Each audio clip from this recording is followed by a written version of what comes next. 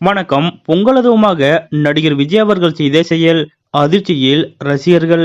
இத பத்தின முழு விவரத்தோட இப்ப நம்ம பார்க்கலாம். லியோ படத்தின் பிரம்மாண்டமான வெற்றிக்கு பிறகு தற்போது நடிகர் விஜய் அவர்கள் வெங்கட் பிரபு இயக்கத்தில் the greatest of all time என்ற படத்தில் நடித்து வருகிறார். இந்த படத்தின் ஷூட்டிங் விஜய் படங்களில் இதுவரை இல்லாத அளவிற்கு மின்னல் வேகத்தில் நடைபெற்று வருகிறது. அத்துடன் அடுத்தடுத்த அப்டேட்டுகள் வெளியாகி வருகின்றன.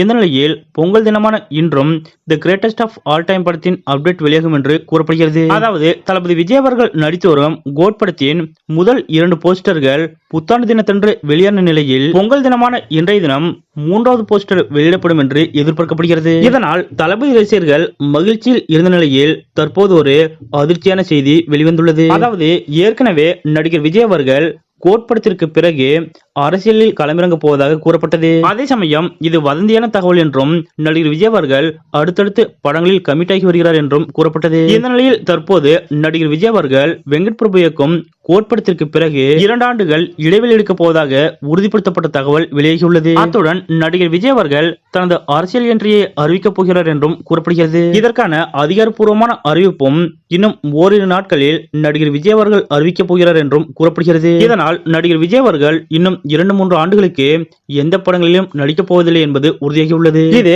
அவரது ரசிகர்களுக்கு மிகுந்த அதிர்ச்சியை ஏற்படுத்தியுள்ளது. இருப்பினும் நடிகர் விஜய் அவர்களுக்கு கோட் படம் கடைசி படம் என்று கூறப்படுவதால் இந்த படத்தை 1000 கோடி ரூபாய் வசூலில் இணைத்துவிட வேண்டும் என்று தளபதி ரசிகர்கள் விரும்பி வருகின்றனர். கோட் படத்திற்கு பிறகு நடிகர் விஜய் அவர்கள் 2 ஆண்டுகளுக்கு எந்த படங்களிலும் நடிக்கப் போவதில்லை என்றும் இதற்கான அதிகாரப்பூர்வமான அறிவிப்பை நடிகர் விஜய் அவர்களே இன்னும் ஓரிரு நாட்களில் அறிவிக்கப் போகிறார் என்று கூறப்படும் இந்த தகவல் பற்றிய உங்களுடைய கருத்துக்கள் என்ன அப்படிங்கறத மறக்காம கமெண்ட்ல குறிப்பிடுங்க.